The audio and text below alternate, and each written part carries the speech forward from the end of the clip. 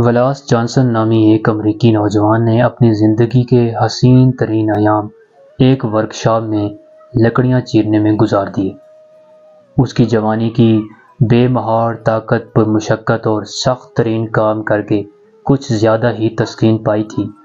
اور آرے پر لکڑیاں چیرتے چیرتے اس کی زندگی کے 40 سال گزر گئے۔ یہ مشقت والا کام کرتے ہوئے ولاس جانسن ہمیشہ اپنے آپ کو اس آرے کی مشین پر بہت اہم فرد محسوس کرتا تھا کہ ایک دن آرے کے مالک نے اسے بلا کر ایک تشویشناک خبر دیتے ہوئے کہا، میں تمہیں ابھی اور اسی وقت کام سے نکال رہا ہوں اور کل سے ادھر مت آنا۔ ولاس کے لیے یہ خبر کسی مصیبت سے کم نہ تھی۔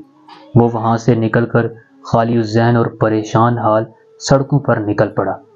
یہ چیز اسے سب سے زیادہ پریشان کر رہی تھی کہ وہ کس منہ سے جا کر اپنی بیوی کو بتائے گا کہ اس کے گھر کے گزارے کے لیے جو نوکری تھی وہ جاتی رہی تھی،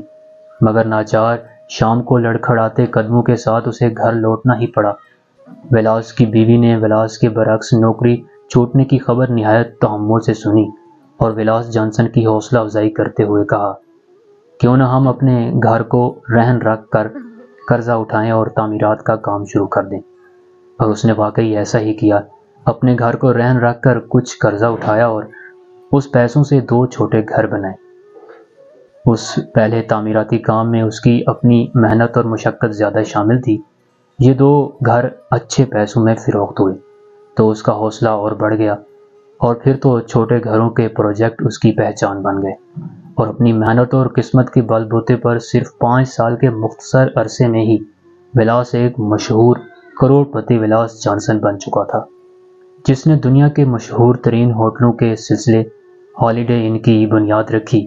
اس کے بعد تو یہ سلسلہ بڑھتا ہی گیا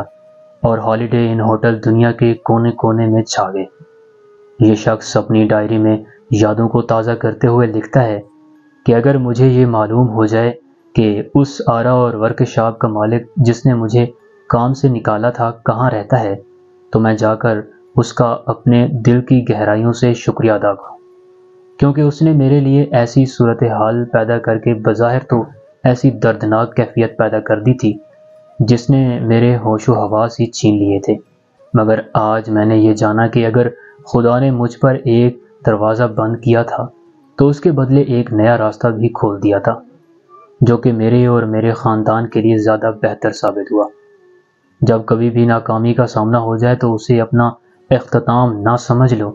بس ذرا ہمت اور حوصلے کے ساتھ زندگی کی عطا کردہ دوسری خوبیوں کے ساتھ سوچو اور ایک نئی ابتدا کر لو۔ اللہ تبارک و تعالیٰ کا ارشاد مبارک ہے، مگر عجب نہیں کہ ایک چیز تم کو بری لگے اور وہ تمہارے حق میں بھلی ہو، اور عجب نہیں کہ ایک چیز تم کو بھلی لگے اور وہ تمہارے لیے مضر ہو، اور ان باتوں کو اللہ ہی بہتر جانتا ہے اور تم نہیں جانتے۔